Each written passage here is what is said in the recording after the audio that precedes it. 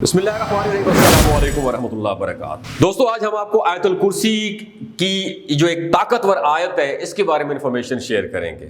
یاد رکھیں دوستو، جب ہم سارا دن کام کر کے رات کو اپنے بستر پر لیٹتے ہیں تو فوراً نیند آ جاتی ہے، یا پھر لیٹ کر اپنے موبائل فونز میں سوشل میڈیا کی اسکرولنگ کرتے رہتے ہیں اور بے مقصد اپنا ٹائم ضائع کرتے ہیں، جس سے ہماری نیند میں خلل پیدا ہوتی ہے اور ہم وہ رات بے چینی میں گزار دیتے ہیں۔ ہم مسلمانوں کے لیے یہ ضروری ہے کہ سوتے وقت اللہ تعالیٰ کا نام پڑھ کر سوئیں، اور جب ہم قرآن کی سب سے طاقتور آیت یعنی آیت الکرسی پڑھ کر سوتے ہیں تو اللہ تعالیٰ ہماری حفاظت کے لیے ایک فرشتہ ڈیٹیل کر دیتا ہے جو برے خوابوں اور تمام برائیوں سے پوری رات ہماری سیکیورٹی پر مامور ہوتا ہے، اور ہم پوری رات اللہ کی سیکیورٹی میں سکون کی نیند سو جاتے ہیں۔ قرآن پاک کا ہر ایک لفظ ایک معجزہ اور تمام انسانیت کے لیے ہدایت کا راستہ ہے، لیکن قرآن پاک میں کچھ ایسی آیات بھی موجود ہیں جو اپنے اندر موجود خصوصیات کی وجہ سے ایک اہم مقام رکھتی ہیں، اور قرآن کریم میں آیت الکرسی کو وہ مقام حاصل ہے جس میں اللہ کی حاکمیت اور اس کے ساتھ ساتھ بہترین خلاصہ موجود ہے، اور جس کی بنا پر یہ آیت قرآن کریم کی سب سے بڑی اور سب سے اہم آیت تسلیم کی جاتی ہے۔ حضرت علی رضی اللہ تعالیٰ عنہ نے فرمایا کہ قرآن کی سردار آیت الکرسی ہے۔ جب ہم اس آیت میں موجود مقصد کو تلاش کرتے ہیں تو ہمیں معلوم ہوتا ہے کہ اللہ نے ہم پر کتنی نعمتیں نازل کی ہیں، تو ہمیں اللہ تعالیٰ کے سامنے سجدہ کر کے اس کا شکر ادا کرنا چاہیے۔ لیکن بعض دفعہ ہم اپنی مصروف زندگی کاسمیٹک زندگی میں اتنے مگن ہو جاتے ہیں کہ ہم اپنے ارد گرد اللہ کی نعمتوں کو نظر انداز کر دیتے ہیں، لیکن کہیں نہ کہیں ہمیں ہمارے ناشکر دل کے اندر یہ خالی پن محسوس ہونے لگتا ہے کہ ہم جو کچھ بھی کر رہے ہیں اس دنیا میں یہ اللہ کے حکم اور فضل کے بغیر ممکن نہیں ہے، تو ہمیں اس کا شکر کیوں نہیں ادا کرتے؟ اور اگر یہ تمام نعمتیں اللہ ہم سے واپس لے لے تو تب ہمارا کیا حال ہوگا؟ اور یہ سوال جب کسی کے ذہن میں آتا ہے ناظرین تو وہ اللہ کی ان تمام نعمتوں کا شکر گزار بن جاتا ہے، اور جب ہم آیت الکرسی پڑھتے ہیں تو ہم اللہ کی عظمت کو تسلیم کرتے ہیں، اور جب ہم آخر میں یہ پڑھتے ہیں کہ جس کا ترجمہ میں آپ کے ساتھ شیئر کروں کہ وہی ہے سب سے بلند عظمت والا، تو ہم اس کی عظیم طاقت کا شکر ادا کرتے ہیں۔ اور جب ہم ہر نماز کے آخر میں آیت الکرسی پڑھتے ہیں تو اللہ ہمارے دلوں کو اپنی نعمتوں اور شکر سے بھر دیتا ہے۔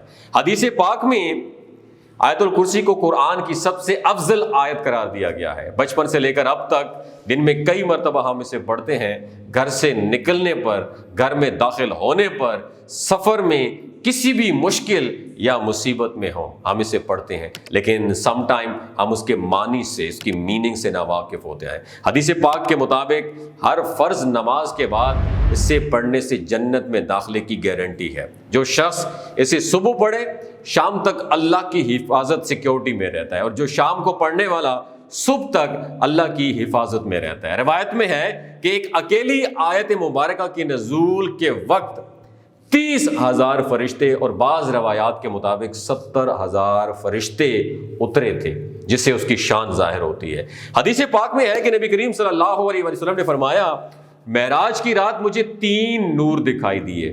پوچھنے پر پتہ چلا کہ ایک آیت الکرسی، دوسرا سورۃ یاسین اور تیسرا سورہ اخلاص کا نور ہے۔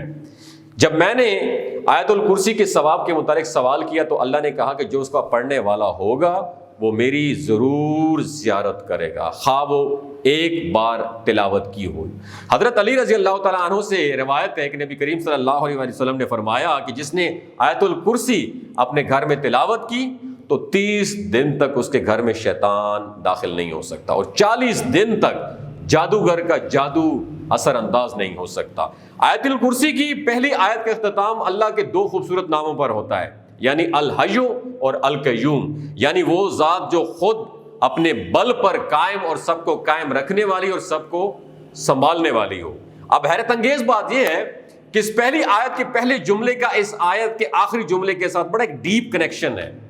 اس آیت کے آخری جملے میں پھر سے اللہ تعالیٰ کے 2 نام ہیں جو اس طرح ہیں، اور وہی ہے سب سے بلند عظمت والا۔ اس آیت کے دوسرے جملے میں اللہ تعالیٰ فرماتا ہے کہ نہ اس کو اونگ آتی ہے نہ اس کو نیند آتی ہے۔ تمام مخلوقات وقت کے ساتھ سست پڑ جاتے ہیں، آرام مانگتے ہیں، نیند چاہتے ہیں، سوئے بغیر رہ نہیں سکتے، اور نیند موت کی ہی ایک صورت ہے۔ اس لیے اس آیت کے اس حصے میں ذکر ہے کہ وہ ذات پاک، زمان و مکان کا حاکم، وقت کا سرچشمہ، ہر لحاظ سے مکمل اور چوکس، اپنی مخلوقات کے ہر ذرے سے باخبر ہے۔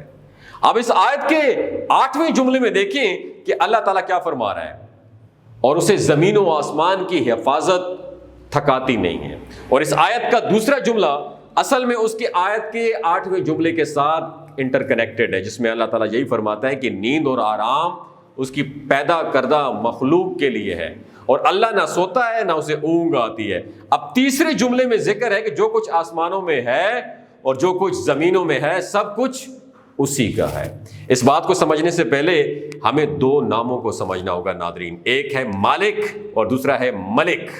مالک کا مطلب ہے آنر، اور ملک بادشاہ کو کہتے ہیں۔ اب ان دونوں میں بڑا زیادہ فرق ہے۔ ملکیت، یاد رکھیے دوستو، چیزوں کی ہوتی ہے، جبکہ بادشاہت لوگوں پر کی جاتی ہے۔ اس آیت میں اللہ تعالیٰ فرماتا ہے کہ جو کچھ آسمانوں میں ہے اور جو کچھ زمینوں میں ہے، سب کچھ اسی کا ہے، یعنی وہ ہر چیز کا جو اس نے پیدا کیا اس کا مالک ہے۔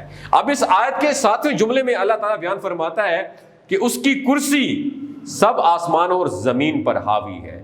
جب اللہ تعالیٰ اپنی کرسی کی بات کر رہا ہے تو مطلب کہ وہ اپنی بادشاہت کی بات کر رہا ہے، اس لیے اللہ مالک بھی ہے اور ملک بھی ہے۔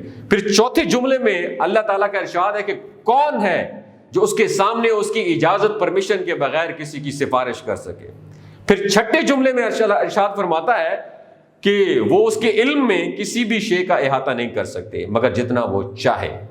اب چوتھا اور چھٹا جملہ ایک دوسرے کے ساتھ منسلک ہے، یعنی پہلا جملہ اور جملہ نمبر 9، دوسرا اور 8واں جملہ، تیسرا اور 7واں جملہ، چوتھا اور چھٹا جملہ ایک دوسرے کے ساتھ کنیکٹڈ ہے۔ تو باقی کون سا جملہ رہ جاتا ہے؟ وہ جملہ نمبر 5، جس میں اللہ تعالیٰ فرماتا ہے کہ اللہ جانتا ہے جو ان سے پہلے ہو چکا ہے، جو ان کے بعد ہونے والا ہے۔ یہ جملہ اس آیت کے بالکل درمیان میں ہے، جس سے پہلے اور جس کے بعد جو کچھ بھی اللہ نے بیان فرمایا اس کے بارے میں اس 5ویں جملے میں فرمایا کہ سب کچھ جانتا، ہی نوز ایوری تھنگ، جو اس سے کچھ بھی سیکرٹ راز چھپا ہوا نہیں ہے۔ اب اللہ کے سوا ایسا کون کہہ سکتا ہے؟ بے شک قرآن اللہ کے الفاظ ہیں، جس کی ایک ایک آیت ہمارے لیے ہدایت کا راستہ ہے۔ اللہ تعالیٰ ہم سب کو قرآن کریم پڑھ کر سمجھنے کی توفیق عطا فرمائے اور اس پر عمل کرنے کی توفیق عطا فرمائے۔ اگر آیت الکرسی کے بارے میں یہ انفارمیشن آپ کو اچھی لگی ہو، دوسروں کے ساتھ ضرور شیئر کیجیے گا،